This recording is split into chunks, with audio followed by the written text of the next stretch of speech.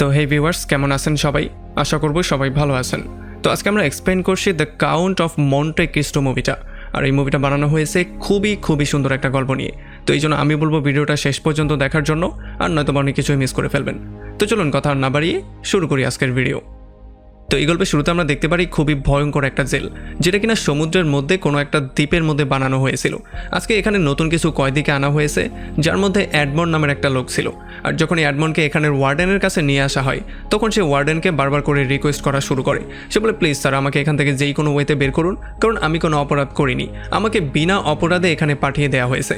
তবে আমরা দেখতে পারি ওয়ার্ডেন তাকে খুবই শান্ত গলায় বলে যে তোমার সম্পর্কে সব কিছুই আমি জানি, যদি তুমি কোনো অপরাধ করতে তাহলে তোমাকে অবশ্যই দেশের কোনো জেলের মধ্যে বন্দি করা হতো। আর এখানে সেই সমস্ত মানুষদেরকেই পাঠানো হয় যারা কোনো ক্রাইম করেনি, যাদেরকে ফাঁসিয়ে দেওয়া হয়েছে। তো এরপরে ওয়ার্ডেন তাকে বেঁধে আচ্ছা রকম ধোলাই করে, এরপর তাকে একটা জেলের মধ্যে ভরে দেওয়া হয়। আসলে এই জেলটা ছিল খুবই ভয়ঙ্কর একটা জেল, কারণ এখানে শুধুমাত্র একটা কাঠের দরজা ছিল আর ছোট একটা জানালার মতো ছিল। এই দরজাটা বছরে একবার খোলা হতো, কারণ তখন ওয়ার্ডেন মধ্যে এসে তাদেরকে কোনো কথাবার্তা না বলেই শুধু পিটিয়ে চলে যেত। এখন এখানে যখন আস্তে আস্তে সময় পার হচ্ছিল, তখন অ্যাডমন্ড প্রচণ্ড বিরক্ত হয়ে যাচ্ছিল। সে বুঝতেই পারছিল না সে এখন করবেটা কি। তবে সে সবসময় গডের কাছে প্রে করতো, যাতে করে যেই কোনো ওয়েতে সে ন্যায় বিচার পায়।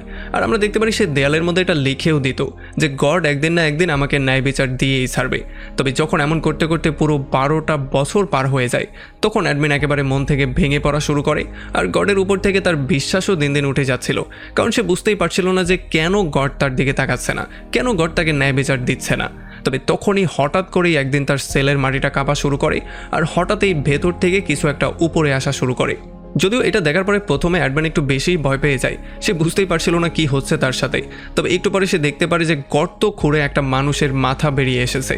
আসলে এই লোকটার নাম হচ্ছে অ্যাবে, যে কিনা তার নিচের রুমের মধ্যেই থাকে, মানে এই জেলের নিচের রুমের মধ্যে তাকে রাখা হয়েছিল। আর সে বিগত 5টা বছর ধরে একটা সুড়ঙ্গ খোঁড়ার ট্রাই করছিল, আর দুর্ভাগ্যবশত এই সুড়ঙ্গটা ফুটো হয়ে অ্যাডমিনের ঘরের মধ্যেই চলে আসে। এখন অ্যাবেকে পাওয়ার পরে অ্যাডমিন একটু বেশি হ্যাপি হয়ে যায়। সে মনে করেছে ফাইনালি গড তার দিকে তাকিয়েছে, কারণ এখন আর তাকে দেয়ালের মধ্যে পাথর দিয়ে লিখে লিখে সময় পার করতে হবে না। এখন সে একটা সঙ্গী পেয়ে গিয়েছে, যার সঙ্গে সে চাইলেই কথাবার্তা বলতে পারবে আর তার সঙ্গে সময় পাস করতে পারবে। তবে আমরা দেখতে পারি এখানে কিছুক্ষণ কথাবার্তা বলার পরে আবে অ্যাডমিনকে তার নিজের রুমের মধ্যে যাওয়ার জন্য বলে। আর যখনই সে তার রুমের মধ্যে চলে আসে, তখন সে পুরোপুরি শক্ট হয়ে যায়। সে দেখতে পারে যে তার রুমটা কোনো জেলের মতো রুম ছিল না, তার রুমটা খুবই সাজানো গোছানো ছিল, ছোটোখাটো একটা হোটেলের মতো বলতে পারো। এখানে তার রেস্ট করার জন্য একটা চেয়ার ছিল, তাছাড়া এখানে অনেক বই ছিল। আর যখন অ্যাডমিন এই বইগুলোকে টাচ করছিল, তখন অ্যাবে তাকে প্রপোজাল দিয়ে বলে যে যদি তুমি সুড়ঙ্গ খুঁড়তে আমাকে সাহায্য করো, তাহলে আমি তোমাকে পড়ালেখা শেখাতেই পারি। আর যেহেতু অ্যাডমিনের কাছে করার মতো কিছুই ছিল না, এই জন্য সে সাথে সাথে রাজি হয়ে যায়। তো এরপরে যখনই তারা দুজন মিলে সুড়ঙ্গ খোঁড়ার ট্রাই করে, তখনই তারা গার্ডের আসার শব্দ শুনতে পারে। এই জন্য তারা পাগলের মতো দৌড়াদৌড়ি করা শুরু করে। আমরা দেখতে পারি অ্যাডমিন কোনো রকমের সুড়ঙ্গ দিয়ে আবারও তার রুমের মধ্যে চলে যায়, আর সে ময়লার প্যাকেটটা বালতির মধ্যে দিয়ে গার্ডকে এখান থেকে পাঠিয়ে দেয়। আসলে দরজার নিচে ছোট যেই দরজাটা আছে, এইটা দিনের মধ্যে 2বারই খোলা হয়, একবার সন্ধ্যার সময় তাদেরকে খাবার দেওয়ার সময়, আর একবার সকালবেলা সেগুলোকে নিয়ে যাওয়ার সময়। তাছাড়া সারাটা দিন তারা এখানে পড়ে থাকে, তাদের কাছে সুড়ঙ্গ খোঁড়ার মতো অনেক সময় থাকবে। তো এরপরে যখন গার্ডরা চলে যায়, তখন অ্যাবে তার চুল থেকে একটু কেটে সেটাকে পাথরের সঙ্গে ঘষে সেটার মধ্যে আগুন জ্বালায়, আর এরপর তারা একটা মোমবাতি জ্বালায়। আর এরপর তারা দুজন সেই সুড়ঙ্গের মধ্যে আস্তে আস্তে করে গিয়ে সেখানে আবারও গর্ত বানানো শুরু করে। আসলে যেহেতু এখানে জায়গা খুবই কম ছিল, এই জন্য তারা কোনোভাবেই ভালো করে গর্ত করতে পারছিল না, তাদের গর্ত করতে অনেক ডিফিকাল্টি ফেস করতে হচ্ছিল। আর অ্যাবে বলছিল যে যদি এমন করেই তারা এমন স্পিডেই সামনে আগায়, তাহলে হয়তোবা মাটি পর্যন্ত পৌঁছাতে তাদের আরও 3 বছর সময় লাগতে পারে। এরপরে একদিন যখন অ্যাডমিন বসে বসে পড়ালেখা করছিল, তখন সে তার একটা বই থেকে জানতে পারে যে অ্যাবে একটা সময় খুবই ভালো তলোয়ারবাজ ছিল, মানে সে তলোয়ার খুবই সুন্দর করে ইউজ করতে পারতো। আর এইটা শোনার পরে তো তার মাথা আরও হ্যাং হয়ে যায়। এই জন্য সে পুরো জিদি করে বসে যে যদি সে তাকে তলোয়ারবাজি না শেখায়, তাহলে সে তার সঙ্গে আর সুড়ঙ্গ খুঁড়বে না। কারণ এখন অ্যাডমিনের লাইফে শুধুমাত্র একটাই উদ্দেশ্য, সেটা হচ্ছে যেই কোনো মূল্যে তার শত্রুদের থেকে বদলা নেওয়া। আর তার এমন রিকোয়েস্টের জন্য ফাইনালি অ্যাবেও রাজি হয়ে যায়, আর সে তাকে তলোয়ারবাজি শেখানোর জন্য প্রিপারেশন নেওয়া শুরু করে। এরপরে যখন অ্যাবে তাকে তলোয়ারবাজির প্র্যাকটিস করানো শুরু করে, তখন শুরুতেই সে তাকে তলোয়ার না দিয়ে নতুন কিছু টেকনিক শেখানোর সিদ্ধান্ত নেয়। সে তাকে বলে যে একটা যোদ্ধার সবচেয়ে বড় হাতিয়ার হচ্ছে গিয়ে তার স্পিড। সো যদি তুমি স্পিডকে তোমার আয়ত্তে আনতে না পারো, তাহলে তুমি কোনো দিনও ভালো তলোয়ারবাজ হতে পারবে না। এরপর সে পানির মাধ্যমে তাকে একটা টেকনিক শেখায়। সে এত দ্রুত হাতটা পানির মাঝখান দিয়ে নিয়ে আসে যে পানির ফুটও তার হাতের মধ্যে লাগেই না। এই জন্য সে তাকে বলে যে যদি তুমি এমনটা কোনোদিন করতে পারো তাহলেই তুমি তলোয়ারবাজির জন্য ক্যাপেবল হয়ে যাবে। আর এটা বলেই অ্যাবে সেখান থেকে বেরিয়ে চলে যায় সুড়ঙ্গ খোঁড়ার জন্য। আর এডম্যান এখানে তার প্র্যাকটিস করা শুরু করে। এরপরে অ্যাবের দরজার লাকড়ি থেকে কিছু লাকড়িকে টেকনিক্যালি কেটে সেগুলো দিয়ে দুইটা তলোয়ার বানিয়ে ফেলে আর তাকে বারবার করে তলোয়ারবাজির ট্রেনিং দেওয়া শুরু করে। আমরা দেখতে পারি যে এখন অ্যাডম্যানের সময়টা খুবই সুন্দর পার হচ্ছিল। সে সকালে তলোয়ারবাজির প্র্যাকটিস করত, বাকি সময়টা পড়ালেখা করত, তারপরেও যেই সময়টা রয়ে যেত সেই সময়টা তারা দুজন সুড়ঙ্গ খুঁড়ে পার করত। মানে এমন করেই তাদের দিনকাল পার হচ্ছিল। আর এমন করে যখন কয়েকটা মাস পার হয়ে যায় তখন আমরা দেখতে পারি যে এখন অ্যাডম্যান এত ভালো তলোয়ারবাজ হয়ে গিয়েছিল যে সে খুবই সহজেই তার গুরুকে হারিয়ে দিতে পারছিল। আর এটা দেখার পরে অ্যাবে এটা ক্লিয়ারলি বুঝতে পারে যে এখন অ্যাডম্যান তার চেয়েও ভালো তলোয়ারবাজ হয়ে গেছে। তো এরপরে যখন একদিন তারা দুজন বসে বসে কথাবার্তা বলছিল তখন অ্যাডম্যান জানতে পারে অ্যাবেকে এখানে ধরে আনা হয়েছে খুবই সিম্পল একটা কারণের জন্য। আসলে সে খুবই বড়লোক একটা ফ্যামিলির জন্য কাজ করতো। আর সেই বড়লোক ফ্যামিলি ইললিগাল ওয়েতে অনেক টাকা ইনকাম করেছিল। আর সেই টাকাগুলোকে তারা একটা সুড়ঙ্গের মধ্যে পুঁতে দিয়েছিল। আর সেই গুপ্তধন সম্পর্কে যেহেতু অ্যাবে জেনে গিয়েছিল এই জন্য সেইটাকে সেভ করার জন্যই তাকে এই জেলের মধ্যে পাঠানো হয়েছিল। তবে এইটা শোনার পরে অ্যাডম্যানের মাথা প্রচণ্ড গরম হয়ে যায়, কারণ নেপোলিয়নের ধোকার জন্য তাকেও জেলে আসতে হয়েছে। এই জন্য সে আবারও প্রমিস করে ফেলে যেই কোনো ওয়েতে সে তাদের সাথে হওয়া ধোকার প্রতিশোধ নিয়েই ছাড়বে। এখন যেহেতু আস্তে আস্তে করে তারা সেই গর্তটাকে কমপ্লিট করছিল এই জন্য এই গর্তটা দিন দিন তাদেরকে একটা আশা দিচ্ছিল, তারা যে এখান থেকে বেরোতে পারবে এই আশাই তারা গর্তটাকে করছিল। তবে যখন একদিন তারা গর্ত করতে করতে অনেকটা দূর পর্যন্ত পৌঁছে যায় তখন তারা গাছের কিছু শিকড়ও দেখতে পারে। এটা দেখার পরে তারা তো খুশিতে পাগলের মতো হয়ে যায়, কারণ তারা বুঝে গিয়েছিল যে তারা হয়তোবা মাটির খুবই কাছেই আছে। তবে যখনই তারা গর্ত আবারও কন্টিনিউ করার ট্রাই করছিল তখনই খুবই ভয়ঙ্কর কিছু একটা হয়ে যায়, যেই জন্য তাদের সমস্ত আশা ভরসা শেষ হয়ে যায়। আসলে তাদের সুড়ঙ্গটা কাঁপাকাঁপি করা শুরু করে আর উপর থেকে কিছু মাটি সোজা নিচে পড়ে যায়। আর সেই মাটি আর পাথরের নিচে অ্যাবে চাপা পড়ে যায়। অ্যাডম্যান বুঝতেই পারছিল না সে কী করবে। এই জন্য সে প্রচণ্ড ভয় পেয়ে দ্রুত গিয়ে পাথরগুলোকে সরিয়ে কোনো রকমে অ্যাবেকে সেখান থেকে টেনে বের করে। আসলে আমরা বুঝতে পারি যে হয়তোবা তারা ডিরেকশনে কোনো একটা ভুল করে ফেলেছিল, মানে তারা হয়তো ভুল ডিরেকশনে সুড়ঙ্গটাকে খুলেছিল, কারণ উপর থেকে আমরা একটা প্লেটকেও নিচে পড়তে দেখতে পেয়েছিলাম আর কিছু ভয়ঙ্কর পাথর আর মাটির নিচে অ্যাবে চাপা পড়েছিল। এখন যেহেতু খুবই বড় একটা পাথর অ্যাবের বুকের উপরে পড়েছিল এই জন্য অ্যাবে প্রচণ্ড আহত হয়ে গিয়েছিল। অ্যাডম্যান কোনো রকমে অ্যাবেকে টেনে রুমের মধ্যে নিয়ে আসে। তবে যেহেতু সে গুরুতর আহত ছিল এই জন্য যেই কোনো সময় তার মৃত্যু হতে পারত। আর মৃত্যু ঠিক আগ মুহূর্তে সে খুবই আস্তে আস্তে অ্যাডম্যানকে বলে যে এখানে রুমের মধ্যে একটা পাথর আছে আর সেই পাথরটার নিচে তুমি একটা বই পেয়ে যাবে, তবে সেই বইয়ের নিচে স্পেশাল একটা জিনিস আছে। আর যখন অ্যাডম্যান দ্রুত গিয়ে সেটা চেক করে বের করে তখন সে দেখতে পারে এটা হচ্ছে গিয়ে সেই গুপ্তধনের নকশা, যেই গুপ্তধনের নকশার জন্য তাকে এই জেলের মধ্যে আনা হয়েছিল। এখন অ্যাডম্যান তার কাছে প্রমিস করে যে যদি সেই গুপ্তধনটা যেই কোনো ওয়েতে পেয়ে যায় তাহলে এই টাকাগুলো সে শুধুমাত্র ভালো কিছু করার জন্য ইউজ করবে, সে কোনোদিনও কোনো খারাপ কাজ করবে না। তবে এই নকশাটার মাধ্যমে সে সেই গুপ্তধন কিভাবে পাবে সেই ব্যাপারে সে কিছুই জানতো না। তবে আমরা দেখতে পারি যখনই অ্যাডম্যান অ্যাবের কাছে প্রমিস করে তখনই অ্যাবের মৃত্যু হয়ে যায়। আর এটা দেখার পরে অ্যাডম্যান প্রচণ্ড রকম করে কান্নাকাটি করা শুরু করে, কারণ তার মনে হয়েছিল সে আবারও একা হয়ে গেছে। এতদিন সে যে একটা বন্ধু পেয়েছিল সেইটাও এখন আর জীবিত রইল না। তবে তখনই আমরা দেখতে পারি যখন একটা গার্ড খাবার দিতে আসে তখনই অ্যাডমিন গিয়ে একটা দেয়ালের পেছনে লুকিয়ে পড়ে। আর যখন গার্ড বারবার করে অ্যাবেকে ডাকাডাকি করেও কোনো সাড়া পাচ্ছিল না তখন সে ভালো করে চেক করতে মধ্যে আসে। আর যখনই সে এসে অ্যাবের লাশ দেখতে পারে তখন সে প্রচণ্ড ভয় পেয়ে যায়। এই জন্য সে দৌড়ে চলে যায় জেলারের কাছে যাতে করে তাকে এই ইনফরমেশনটা দিতে পারে। আর এই সুযোগটার ইউজ করে অ্যাডমিন কোনো রকমের সুড়ঙ্গর মুখটাকে লুকিয়ে দেয় আর সে নিজেও সুড়ঙ্গের নিচে গিয়ে লুকিয়ে পড়ে যাতে করে কোনো রকমেই তাকে কেউ দেখতে না পারে। আর যখনই জেলার এখানে এসে অ্যাবের লাশটাকে দেখতে পারে তখন সে কিছুক্ষণ চিন্তাভাবনা করে আর এরপর তারা একটা প্যাকেটের মধ্যে তাকে ভরে সেখান থেকে আবারও বাইরে চলে যায়। আর যখনই তারা চলে যায় তখন অ্যাডমিন আবারও সুড়ঙ্গ থেকে আস্তে আস্তে করে মধ্যে আসে আর মধ্যে এসে সে আবারও অ্যাবের লাশটাকে দেখা শুরু করে।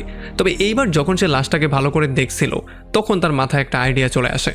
আসলে অ্যাবের জায়গায় সে নিজে লাশ হয়ে যায় যাতে করে ওয়ার্ডেনের মাধ্যমে সে এখান থেকে বেরিয়ে যেতে পারে। আর অ্যাবের লাশটাকে সে তার নিজের রুমের মধ্যে ফেলে দেয় আর একটু পরে ওয়ার্ডেন এসেও লাশ মনে করে তাকে সেখান থেকে তুলে নিয়ে যায়।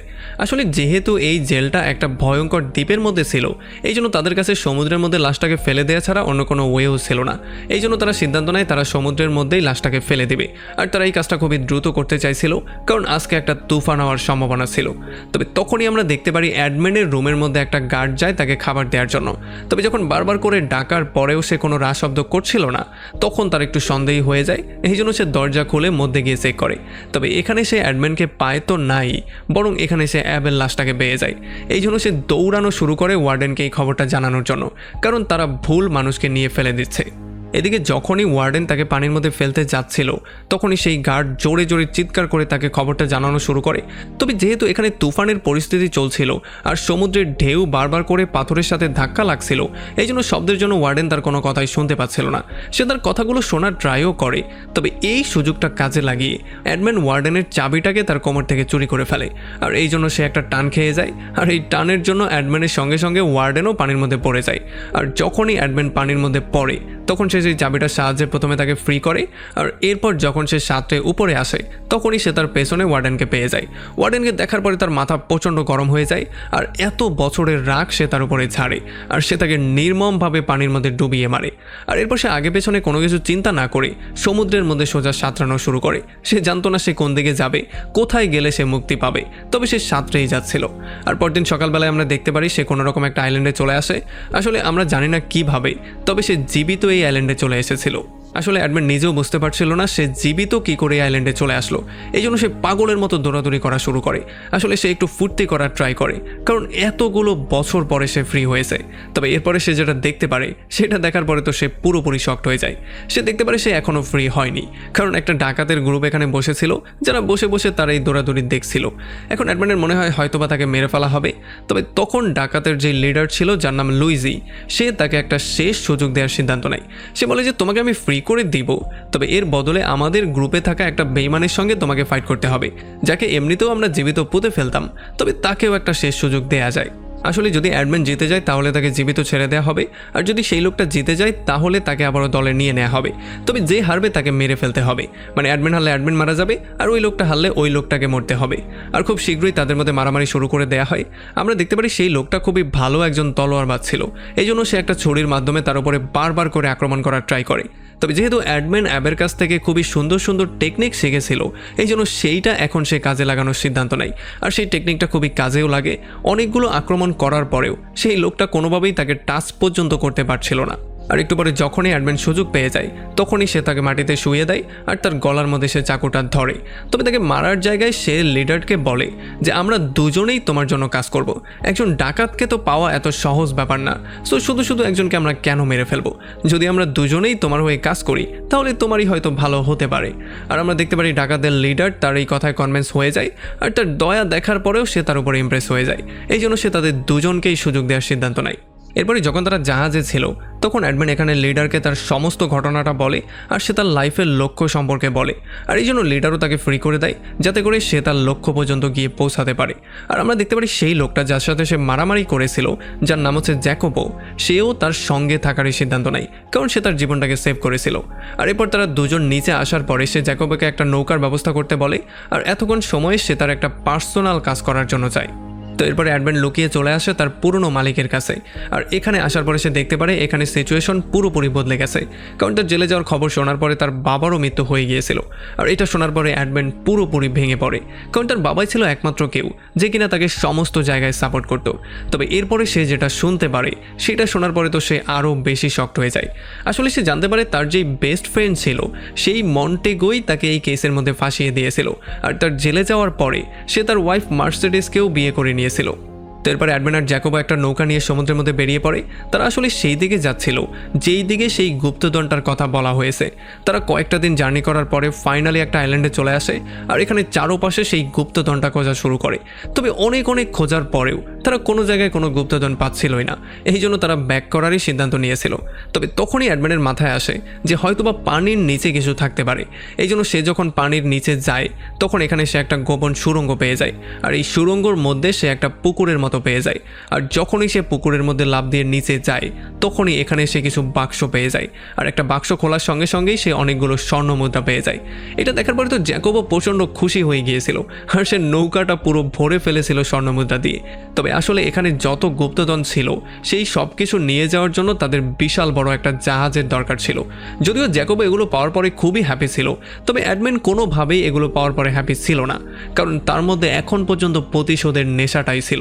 আর সে বারবার করে এটাই বলছিল যে এই স্বর্ণমুদ্রাগুলো শুধুমাত্র আমার একটাই কাজে আসবে, সেটা হচ্ছে গিয়ে আমার প্রতিশোধ নেওয়ার একটা রাস্তা বানানোর। প্রথমেই সে গিয়ে শহরের মধ্যে বিশাল বড় একটা বাড়ি কিনে, যাতে করে সবাই তাকে বড় লোক মনে করে। আর এবারে আশেপাশে যত বড় লোক আছে সবাইকে সে তার একটা পার্টিতে ইনভাইট করে, আর বড় লোকরাও তার পার্টির ইনভাইটেশন পাওয়ার পরে তার পার্টিতে এসে জয়েন করে। আর আমরা দেখতে পারি আস্তে আস্তে করে তারা তার প্রতি ইন্টারেস্টেড ফিল করছিল। তবে আসলে অ্যাডম্যান এই সমস্ত কাজগুলো করছিল তাকে ধোঁকা দেওয়া বন্ধু মন্টেকে শিক্ষা দেওয়ার জন্য। তবে মন্টে তো তার কোনো কথাবার্তা না শুনেই সেখান থেকে চলে গিয়েছিল। আসলে অ্যাডম্যানের পুরনো ওয়াইফ মার্সিডিজ মন্টেকে বিয়ে তো করে ফেলেছিল, তবে সে সেখানে কোনোদিনও হ্যাপি হতে পারেনি, কারণ মন্টেগোর মেয়ের লিপসা, জুয়া এবং নেশা করার প্রচণ্ড বাজে অভ্যাস ছিল। জুয়াতে সে এত টাকা পয়সা হারিয়ে ফেলেছিল যে ব্যাংক থেকে নেওয়া লোনগুলো পর্যন্ত সে এখনও পরিশোধ করতে পারছিল না। তাছাড়া যাদের কাছ থেকে সে টাকা ধার নিতে চাইতো সেখানে অ্যাডম্যান এমন এমন চাল চালতো যাতে করে সে কোনোভাবেই টাকা ধার নিতে পর্যন্ত পারছিল না। এই জন্য তার মাথা প্রচণ্ড গরম হয়ে গিয়েছিল। তো এরপরে একদিন অ্যাডম্যান জানতে পারে মন্টেগোর একটা ছেলেও আছে যার নাম হচ্ছে অ্যালবার্ট। এই জন্য সে একটা প্ল্যানিং করা শুরু করে যাতে করে সে অ্যালবার্টকে নিজেই কিডন্যাপ করে আবার নিজেই গিয়ে সেভ করতে পারে। আর তার প্ল্যানিংটা সফলও হয়ে যায়। সে নিজেই নায়কের মতো গিয়ে সমস্ত গুন্ডাদেরকে পিটিয়ে ফাইনালি অ্যালবার্টকে সেভ করে ফেলে। আর অ্যালবার্টেরও মনে হয় যে হ্যাঁ, সেই আমাকে সেভ করেছে, আর নয়তো তো আমি মরতেই বসেছিলাম। এই জন্য সেও তার সঙ্গে অনেকটা ক্লোজ হয়ে যায়। আর তার বাসায় এসে সে তাকে বলে যে আগামী মাসেই আমার জন্মদিন আসছে, সো আপনি সেখানে অবশ্যই আসবেন। যদিও প্রথমে অ্যাডম্যান কোনোভাবেই যেতে চাইছিল না, তবে পরবর্তীতে সে রাজি হয়ে যায়। তো এরপরে যখন ফাইনালি অ্যাডম্যান সেই পার্টিতে যায় তখন অ্যালবার্ট তার বাবা মন্টেগোর সঙ্গে তাকে মিট করিয়ে দেয়। আর তখন তারা দুই বন্ধু 13 বছর পরে একে অন্যের সঙ্গে মিট করেছিল। তবে এখন অ্যাডম্যানের চেহারা এতটাই চেঞ্জ হয়ে গিয়েছিল যে মন্টেগো কোনোভাবে তাকে চিনতেই পারেনি। তবে যখন মার্সিডিজ তাকে দেখতে পারে তখন সে কিছু একটা ফিল করতে পারে, তবে সে বুঝতে পারছিল না যে এই ফিলিংটা কোথা থেকে আসছে বা এই লোকটাই বা কী। তবে পরবর্তীতে যখন তারা পার্টি করছিল তখন মার্সিডিজ লক্ষ্য করে অ্যাডম্যান তার নিজের স্টাইলে চুলগুলোকে নাড়ছিল।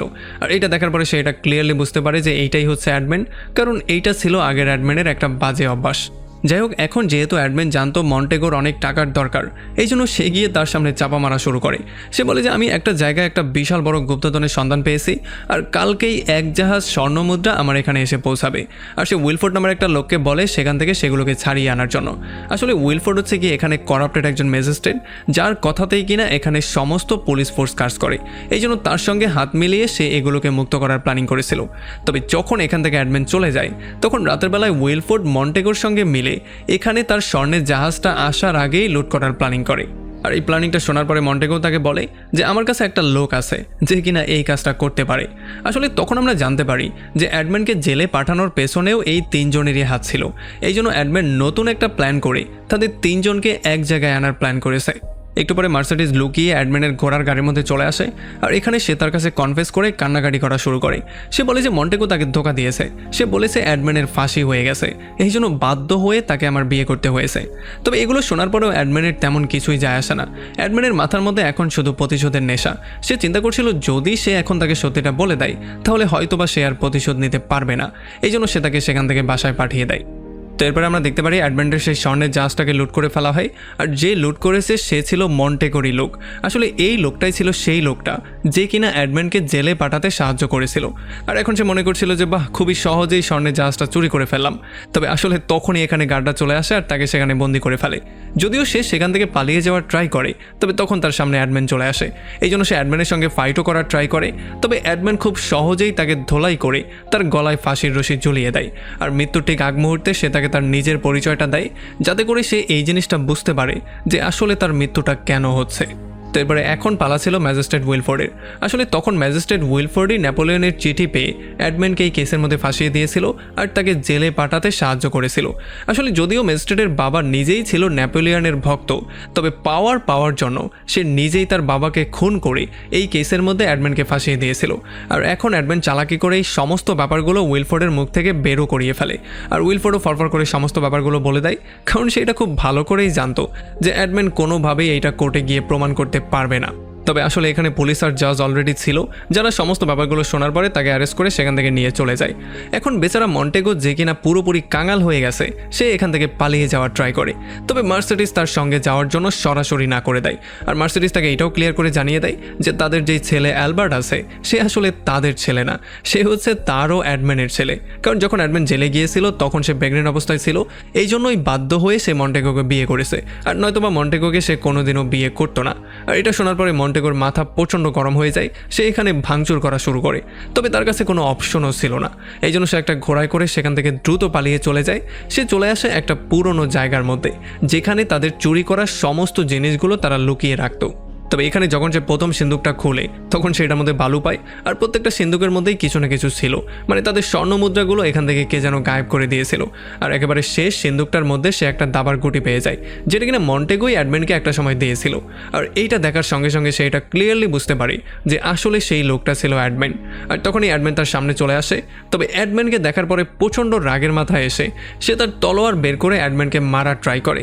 তবে অ্যাডম্যানের সাথে সে কোনোভাবেই পারছিল না। অ্যাডম্যান এক পলকের মধ্যেই তার তলোয়ারটা তার থেকে তার নিজের হাতে নিয়ে নেয় আর তাকে দেয়ালের সঙ্গে রেখে তাকে মেরে ফেলারই ট্রাই করে।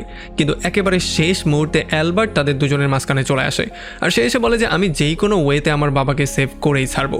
আর এই সুযোগটার ইউজ করে মন্টেগো তার বন্দুকের মধ্যে একটা বুলেটও ঢুকিয়ে নেয়। তবে তখনই এখানে মার্সিডিজ চলে আসে, যে কিনা এসে অ্যাডম্যানকে জানিয়ে দেয় যে অ্যালবার্ট আসলে তার নিজেরই ছেলে। এইটা শোনার পরে তো অ্যাডম্যান পুরোপুরি শকড হয়ে যায়। কিন্তু তখনই এই সুযোগটার ইউজ করে মন্টেগো তাদের উপরে গান পয়েন্টে করে আর এখান থেকে পালিয়ে যাওয়ার ট্রাই করে। তবে তখনই জ্যাকবো তার প্র্যাকটিসের ইউজ করে একটা তলোয়ার তার দিকে ছুঁড়ে মারে, যেই জন্য তার নিশানা অন্যদিকে চলে যায়। তবে তবুও গুলিটা গিয়ে মার্সিডিজের কাঁধে লাগে, আর এই সুযোগটার ইউজ করে সে সেখান থেকে পালিয়ে যাওয়ার ট্রাই করে। তবে অ্যাডম্যান তাকে ফলো করে তার কাছ পর্যন্ত চলেই আসে। আর যখনই সে তাকে মারতে যাচ্ছিল তখন মন্টেগো ঘোড়ার উপর থেকে তার উপরে আক্রমণ করার জন্য তার হাত থেকে তার তলোয়ারটা পড়ে যায়। যেমন আমরা দেখতে পারি এখন মন্টেগো উইন হওয়ার পর্যায়ে ছিল। তবে একেবারে শেষ মুহূর্তে অ্যাডম্যান মন্টেগোর উপরে আক্রমণ করে তাকে সেখানেই মেরে ফেলে। আর যখনই সে তার প্রতিশোধ নিতে সফল হয়ে যায় তখন সে পুরো পাগলের মতো হয়ে যায়, কারণ সে বুঝতেই পারছিল না এখন সে কী করবে। আর এই প্রতিশোধ কমপ্লিট করার পরে সে তার এই পুরো ফ্যামিলির সঙ্গে চলে আসে সেই জেলের মধ্যে, যেই জেলে সে পুরো 13টা বছর পার করেছে। এখানে আসার সঙ্গে সঙ্গেই তার গুরু অ্যাবের কথা তার মনে পড়ে যায়, আর অ্যাবের কথা চিন্তা করে সে অ্যাবের প্রতি শ্রদ্ধাও জানায়। আর এই পুরো আইল্যান্ডটা সে নিজের টাকায় কিনে ফেলে, যাতে করে পরবর্তীতে কাউকে এই জেলের মধ্যে আর ভুগতে না হয়। আর এমন একটা ইন্টারেস্টিং পয়েন্টে এই পুরো মুভিটা এখানেই শেষ হয়ে যায়। তো আমাকে কমেন্ট করে জানান কেমন লাগলো ভিডিও। যদি ভালো লাগে তাহলে অবশ্যই একটা লাইক করবেন, আর যদি এখনও আমাদের চ্যানেলটা সাবস্ক্রাইব করে না থাকেন তাহলে প্লিজ করে ফেলুন। তো আমাদের দেখা হবে অন্য কোনো ভিডিওতে অন্য কোনো একদিন। Till then, take care.